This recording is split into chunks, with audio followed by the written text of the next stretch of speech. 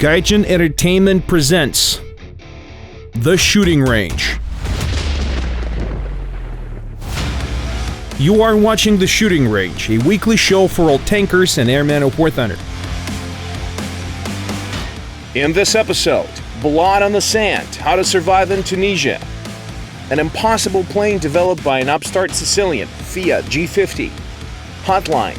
The developers answer questions that you left in the comments. But first, let's start with Go Hard or Go Home, the Ki-43-III Otsu.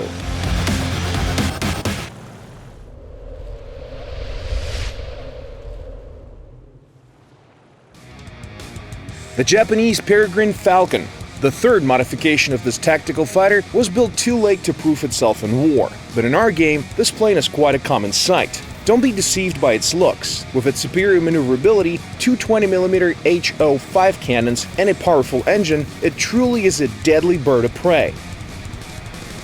Hayabusa can also carry up to 500 kilograms of bombs, more than enough to get rid of a destroyer or a couple of targets from a column of armored vehicles. It's not without its faults though. Like other Japanese planes, the Ki-43 is not exceptionally fast, which is somehow ironic if you remember that the Peregrine Falcon is the fastest bird in the world. The maximum speed that we were able to register was 292 miles an hour or 469 kilometers an hour at an altitude of 1.24 miles. Flutter speed is also less than 430 miles an hour or 692 kilometers an hour, which means that you will never catch up with a diving opponent. But hear us out, you don't actually need to. Hayabusa wasn't built for hit-and-run maneuvers, but it's perfect for turn fighting. Turn and burn, there will be no survivors. What's even better, boom and zoom moves are almost useless against a skilled Ki-43 pilot, because he can immediately evade, loop around the attacker, and then proceed to blast the enemy into smithereens. The only planes that can perform better in maneuvering dogfights are perhaps the Zeros and the Soviet I-153 Chaika. With good enough reaction times and decent shooting skills, it is also entirely possible to fight several opponents at the same time. But it's never a good idea to engage in a head-on attack. The Hayabusa doesn't have any armor or self-sealing fuel tanks. Even a hit from a rifle-caliber gun could bring you down. Here are some interesting facts. The aircraft climbs at a speed of 150 miles an hour. You can get even more out of your plane with acceleration, but remember that HA112 Type 2 engine overheats fairly quickly, so use it with caution. And even with your flaps down, you can reliably turn at a speed of 155 to 160 miles an hour, or 257 kilometers an hour. Just take care not to go over 170 miles an hour, or the flaps might come off. All in all, the Hayabusa is an aircraft for a real samurai. It is small and nimble, a great choice for airmen who know how to bide their time, and then bring an enemy down with one swift and decisive strike. And now, let's get back on the ground. It's time to travel to the battlefield lost in the sands of Tunisia.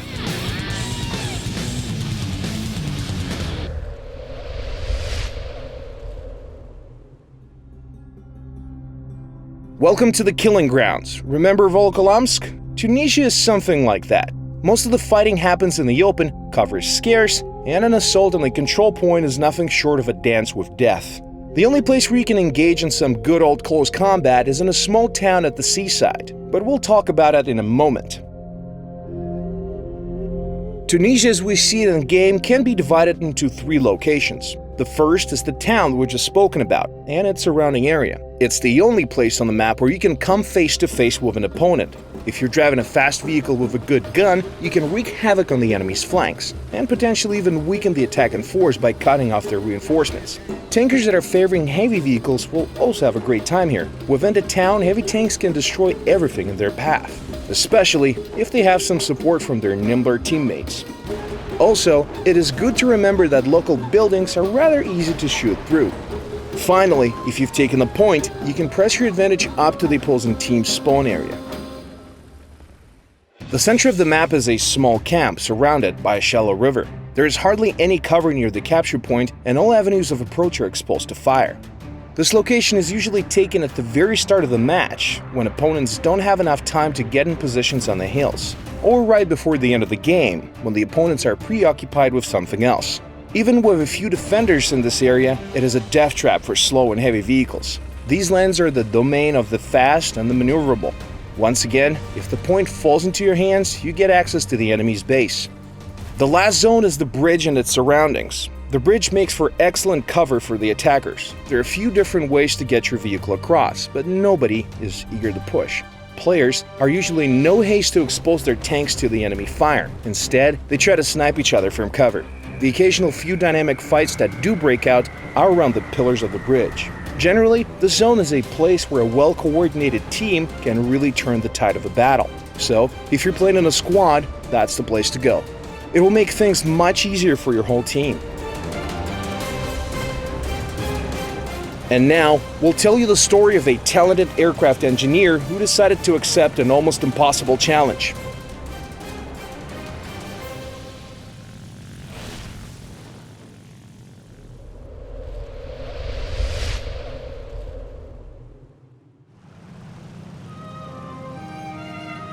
Everything started in 1936 when Regia Aeronautica finally decided that it could use a monoplane fighter.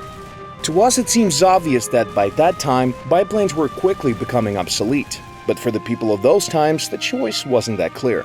Italian pilots were flying the superb Fiat CR-32 and Fiat CR-42 that proved their worth during the Second Italo-Ethiopian War. It was a popular sentiment that there was no need to design new planes when you can simply outfit the time-tested aircraft with new engines and guns. In the end, the naysayers prepared such a tough list of requirements that most of the aircraft engineers were scared away. In short, the all-new monoplane fighter had to be equipped with a single Fiat A74 engine rated at 840 horsepower and reach the speed of 280 miles an hour or 450 kilometers an hour, while being as cheap as the old-fashioned CR-42. Only two people rose to the challenge. The first was Mario Castoldi, an experienced veteran who was famous for designing a series of seaplanes that set the world speed records. He warned the authorities right away that the new plane would certainly be more expensive than the old biplane. The second contender went by the name of Giuseppe Gabrielli. It was a young aeronautics engineer who worked for Fiat. But before we continue, let us tell you a few things about this man. When Giuseppe was just a kid, he saw a racing seaplane, and that was it. He fell in love. The young Sicilian could spend the whole day watching planes at the runway or making his own flying contraptions out of everything he could lay his hands on.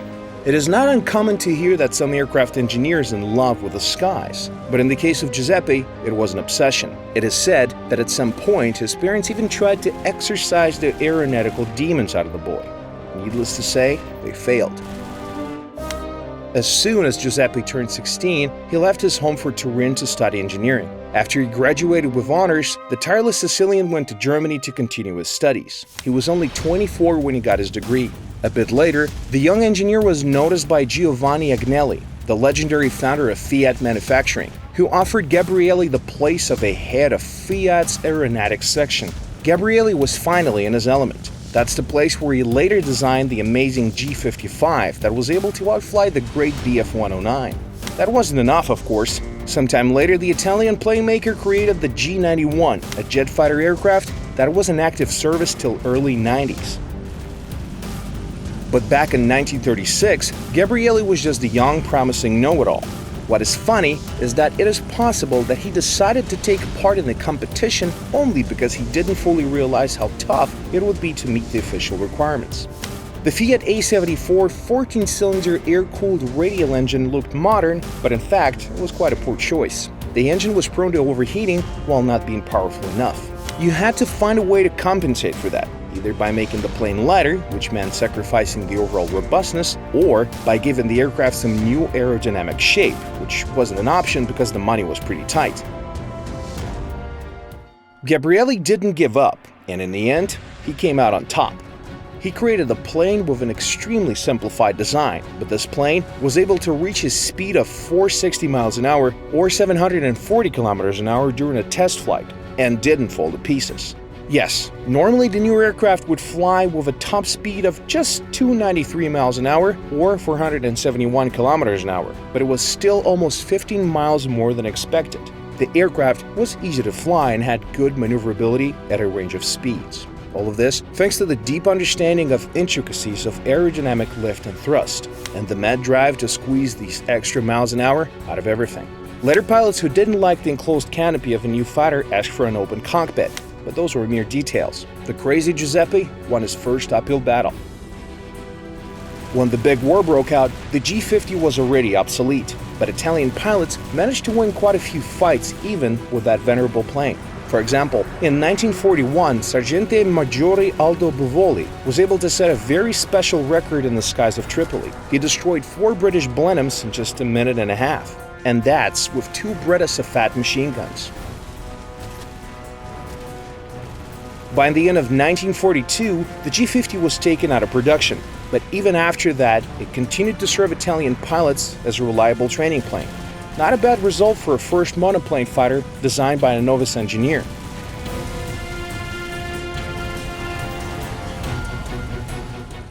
Finally, it's time for the traditional last part of our show, Hotline, developers answering questions from the comments.